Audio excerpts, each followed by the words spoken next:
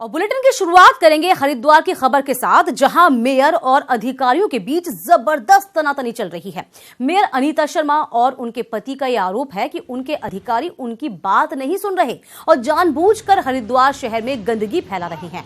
और इसी विरोध में आज हरिद्वार की मेयर अनीता शर्मा के पति अशोक शर्मा खुद सफाई करने के लिए नाले में उतर गए। सभासद के साथ मिलकर अशोक शर्मा नाले की सफाई करते रहे और मीडिया मौके पर पहुंची तो अशोक शर्मा फूट फूट कर रोने लगे और बीजेपी सरकार पर शहर की साफ सफाई व्यवस्था चौपट करने का आरोप लगाया। मेयर अनीता शर्मा का भी कहना है कि अधिकारी उनकी बात नहीं सुनते। हालांकि अधिकारियों का कहना है कि मेयर की बात सुनी जाती है और मेयर पति एक सामान्य नागरिक है, उनसे हमारा कोई लेना देना नहीं।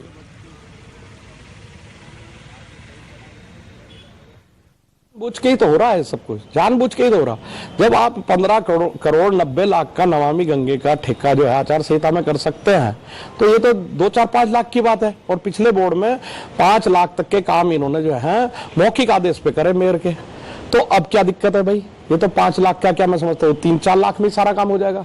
तो एक जानबूझ के कांग्रेस किस तरह बदनाम है। 6 महीने हो गए हैं इलेक्शन जीते हुए और हमने नाला गैंग के लिए बोला भी अधिकारी को, तो उनमें कोई कार्रवाई नहीं हो रही है। ये तो दबाव अधिकारी सुनते ही नहीं है बिल्कुल भी, और मंत्री जी के कहने से ही हो रहा है और किसके कहने से हो रहा होगा। देख लो 6 महीने हो गए हम अपने पैसे से ही सफाई करा रहे हैं और अधिकारी को बोलते हैं तो वो कहते हैं हमारे पे तो दबाव है। अरे किस चीज का दबाव है तुम्हें?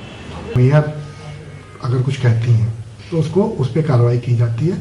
उनके पति को कोई हस्तक्षेप करने का अधिकार नहीं है, ना ही उनको करना। ये आप देखिए आम आदमी क्या कर रहा है, हमारे लिए वो भी आम आदमी है और प्रत्येक व्यक्ति कुछ ना कुछ करता है। आप भी अपने घर में कुछ ना कुछ करते हैं।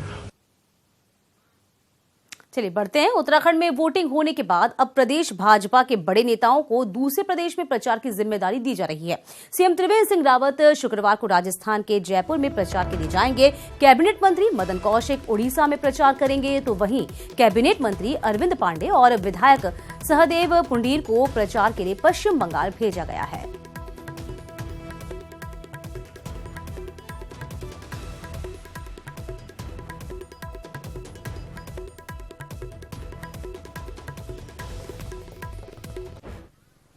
अगर फेडरल फ्रंट का पीएम बना तो क्या अटक जाएगी कांग्रेस की न्याय योजना?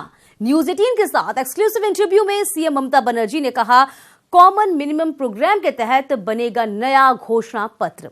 Network 18 editor in chief Rahul Joshi के साथ ममता बनर्जी का पूरा इंटरव्यू देखिए आज रात 10 बजे।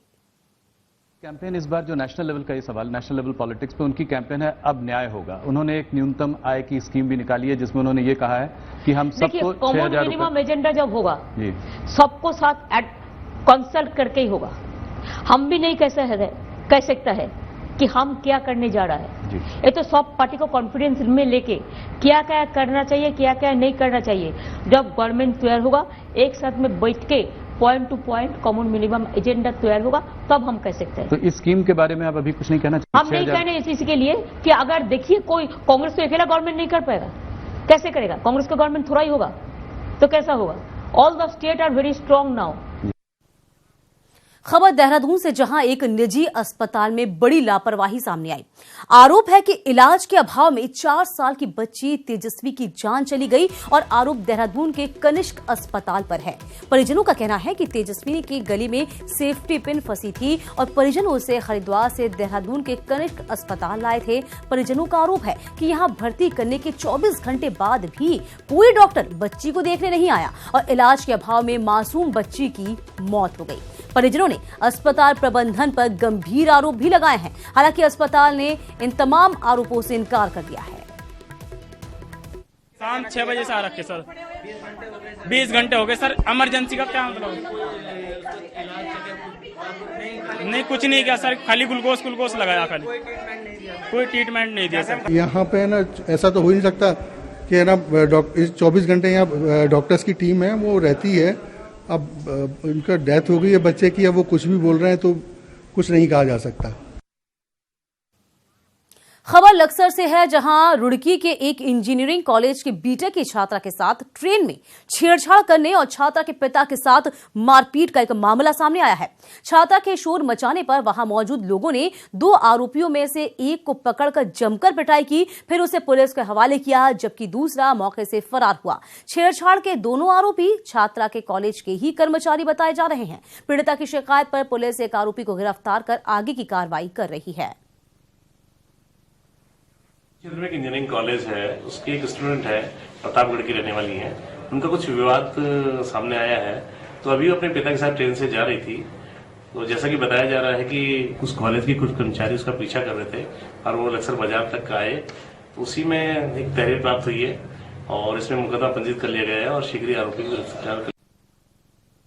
चलिए बात कर लेते हैं एक अच्छी खबर की। देहरादून में हाउस टैक्स जमा करने के लिए अब आपको लंबी लंबी लाइनों में लगने की कोई जरूरत नहीं है। निगम ने हाउस टैक्स ऑनलाइन जमा करने के लिए बैंक के साथ करार किया है। 22 अप्रैल से ये सेवा शुरू हो जाएगी।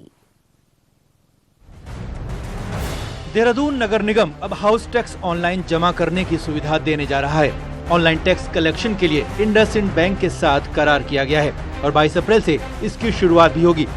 अब इससे न सिर्फ लोगों को लंबी लाइनों से निजात मिलेगी, साथ ही निगम के राजस्व में भी बढ़ोतरी होगी। आज के युग में सब कुछ ऑनलाइन हो रहा है और ये डिजिटल इंडिया की हम बात कर रहे हैं। इस युग में अगर हाउस टैक्स की प्रक्रिया ऑनलाइन न हो तो फिर क्या होगा? सबसे बड़ा फायदा दोनों को है, जो असेसमेंट करता है और जो एसएससी है। हाउस टैक्स का ऑनलाइन होना अच्छी शुरुआत है। इसके साथ ही लोगों को हाउस टैक्स को लेकर जागरूक भी करना होगा।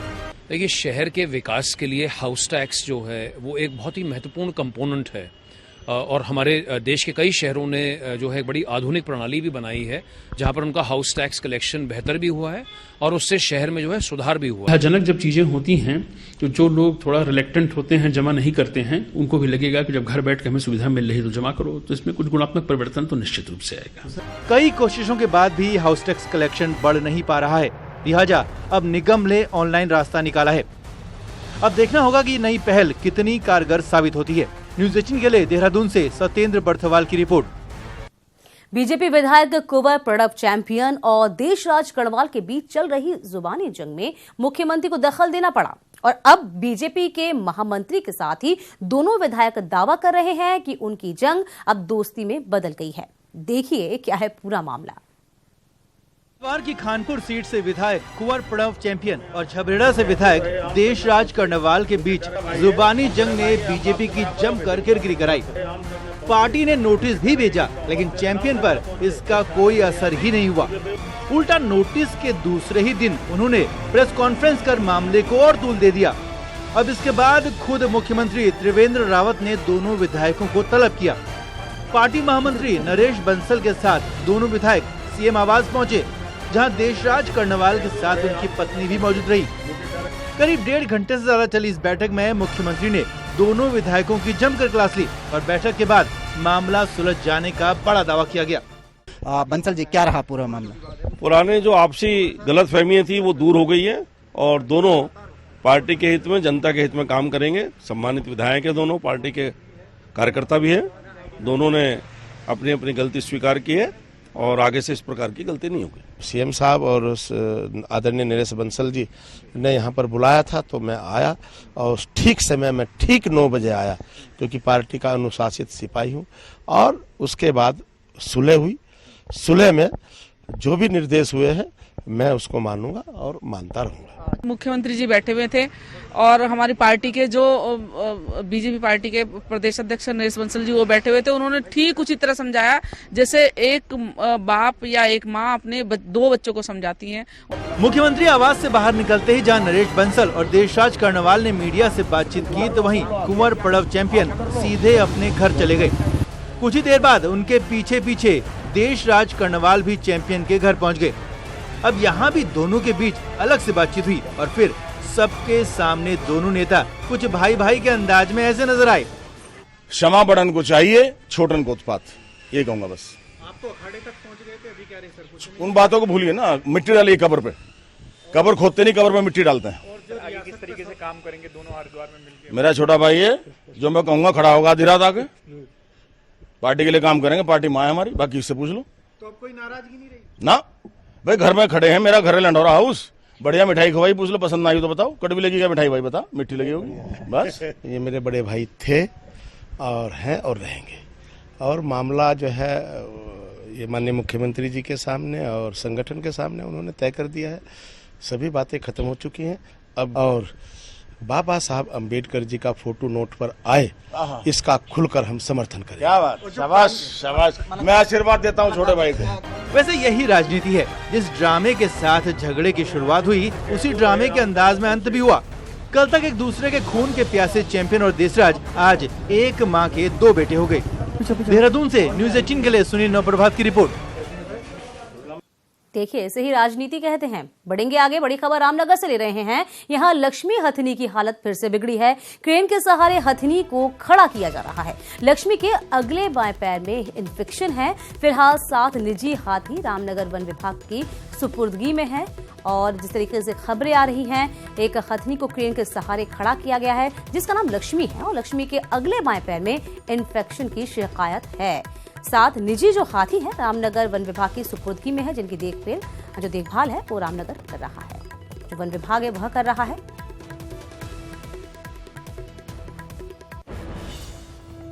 16 अप्रैल को ऋषिकेश गंगोत्री हाईवे पर मठियाली के पास सूमो दुर्घटना में माता पिता की मौत के बाद अनाथ हुए बच्चों की मदद के लिए जिला प्रशासन सहित कई सामाजिक संगठन आगे आए हैं। THDC अनाथ बच्चों की पढ़ाई का खर्च उठाएगा। THDM का कहना है कि एक टीम चापड़ा गांव में कैंप किए हुए है। बच्चों को ग्रामीणों द्वारा भी हर संभव मदद दी जा रही है। बाकी हमने विभिन्न NGOs और कंपनीज के थ्रू उनके CSR मद में हम उनको मदद दिला रहे हैं, ताकि जो बच्चे हैं उनकी पढ़ाई और ये सारी व्यवस्था उनके लिए हो सके, हॉस्टल में वो लोग उन्हें रख सके। सर शादी भी है अभी उसकी?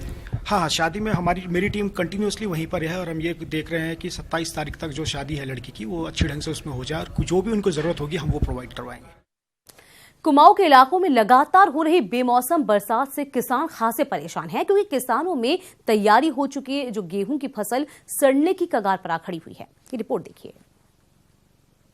आसमान में छाए ये बादल खेतों में तैयार गेहूं की इस फसल के लिए जैसे श्राप बनकर बरसे हैं। हल्द्वानी से सटे भावर और तराई में बेमौसम हुई बरसात और अचानक आए आंधी तूफान से किसानों के चेहरे मुरझा गए हैं। खेत में मड़ाई के लिए काट कर रखी गई फसल अब हाथ न आने का डर सताने लगा है।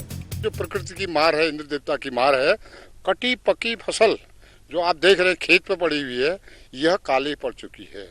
आगे 2 दिन और रहेगा तो अंकुरित हो जाएगी। उसको कोई भी व्यापारी कारोबारी उसको नहीं खरीदेगा, न खाने के लायक होता है। तराई भावर में इस समय गेहूं कटाई का है।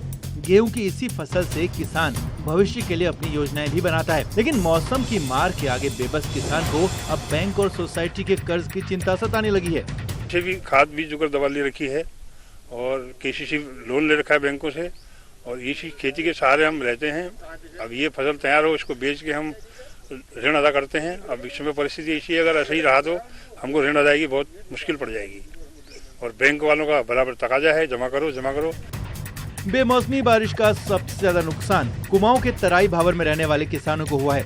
अब यहाँ गेहूं सड़ने के हालात पर पहुंच गया है। गर्मी की शुरुआत के साथ ही कोटद्वार में पेयजल संकट गहराने लगा है। एक अनुमान के मुताबिक कोटद्वार के भाभर क्षेत्र में पिछले 10 सालों में 50 से ज्यादा पोखर सूख चुके हैं, जबकि बचे हुए तालाब और पोखर भी सूखने की कगार पर हैं। रिपोर्ट देखें। कोटद्वार में पानी की समस्या लगातार बढ़ती जा रही है। पिछले कुछ सालों में जहां भाभर क्षेत्र के ज्यादातर पोखर सूख चुके हैं, वहीं मोटा ढाक तल्ला में मौजूद तालाब का जलस्तर भी तेजी से घटता जा रहा है। ज्यादातर पोखर अब गड्ढे में तब्दील होते जा रहे हैं या फिर भूमाफियाओं की चपेट में हैं। यहाँ से भाभर क्षेत्र के अंदर लगभग 100 से अधिक तालाब थे, जो बिल्कुल विलुप्त की कगार में है। कुछ ही तालाब बचे हुए हैं। जो जानवर जो जंगली जानवर या पशु जो भी हैं हमारे यहाँ के, जो जंगल जाते हैं, तो उनको पानी पीने के लिए भी वो तालाब बिल्कुल विलुप्त हो रहा है, पानी नहीं है। देखिए, नहीं तो इधर प्रशासन का और नहीं जैसे पहले गांव में आपस में मेल जोल होता था, तालाब में भरते थे, प्रशासन भी सुविधा देता था हमें पानियां लाने के लिए, विशेषकर तालाबों के लिए पानी देता था सिंचाई विभाग। अब वो भी बंद हो चुका है। अब प्रशासन इस ओर गंभीरता से काम करने की बात कर रहा है। एसडीएम कोटद्वार का कहना है कि पोखरों और तालाबों में पानी भरने की जो व्यवस्था पहले हुआ करती थी उसी को दोबारा शुरू किया जाएगा। देखिए, ये न्यूज़ 18 की तरफ से ही मुझे संज्ञान में लाया गया है और मैं आपको पहले बधाई देता हूं इस बात के लिए। और जहां तक प्रश्न उनको रिचार्ज करने का है, तो मेरे द्वारा ये देखा जाएगा कि पुराने समय में क्या रिचार्ज करने की कोई व्यवस्था रही है सिंचाई विभाग से या किसी अन्य स्रोत से या फॉरेस्ट से। यदि कोई व्यवस्था रही हो और वहां पर रिचार्ज किया जा सकता हो तो इन दोनों समस्याओं को लेकर हम रिचार्ज करवाने का प्रयास करेंगे। अभी तो पूरी गर्मी आई भी नहीं, लेकिन पानी का संकट आ गया। इंसान तो कहीं ना कहीं से पीने के लिए पानी की व्यवस्था कर लेता है, लेकिन पानी के अभाव में हर साल भारी संख्या में मवेशी दम तोड़ देते हैं। ऐसे में देखना होगा प्रशासन कितना जल्द तालाबों और पोखरों को रिचार्ज कर पाता है। अनुपम भारद्वाज, न्यूज़ 18, कोटद्वार। देवभूमि के 5वें धाम के रूप में प्रचलित मां नंदा के धर्म भाई भगवान लाटू देवता के कपाट 19 अप्रैल को दोपहर 12 बजे और आम श्रद्धालुओं के लिए खोल दिए जाएंगे। चमोली के वाणगांव स्थित लाटू धाम में स्थित इस मंदिर के कपाट साल भर में मात्र एक ही दिन खोले जाते हैं और इस मंदिर में लाटू देवता के दर्शन केवल बाहर से ही होते हैं। इस मंदिर के अंदर किस तरह की मूर्ति है और किस स्थिति में लाटू देवता का विग्रह है, इसके बारे में किसी को पता नहीं है। मान्यता है कि इस मंदिर के अंदर इस तरह की लौह पुंज है जिसे देखा नहीं जा सकता और इस मंदिर के पुजारी भी आंखों पर कपड़ा बांधकर मंदिर के अंदर पूजा करते हैं।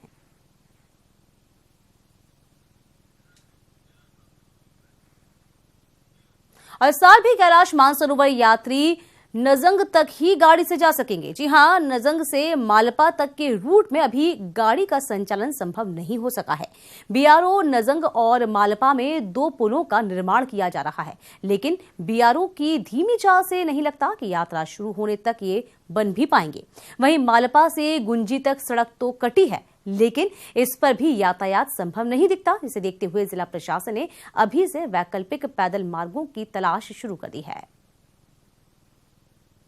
सड़क है वो नजंग तक ही जा पाएगी। उसके पश्चात मालपा गाड़ तक जो है पैदल मार्ग से यात्रा का संचालन किया जाएगा। उसके पश्चात जो है मालपा गाड़ से गुंजी तक सड़क यातायात जो है मोटरेबल रोड तो उपलब्ध है, लेकिन क्वालिटी का जो होना चाहिए सड़क उतना अभी तक मेंटेन नहीं हो पाया है। उसके लिए भी हमने बीआरओ को निर्देशित किया हुआ है।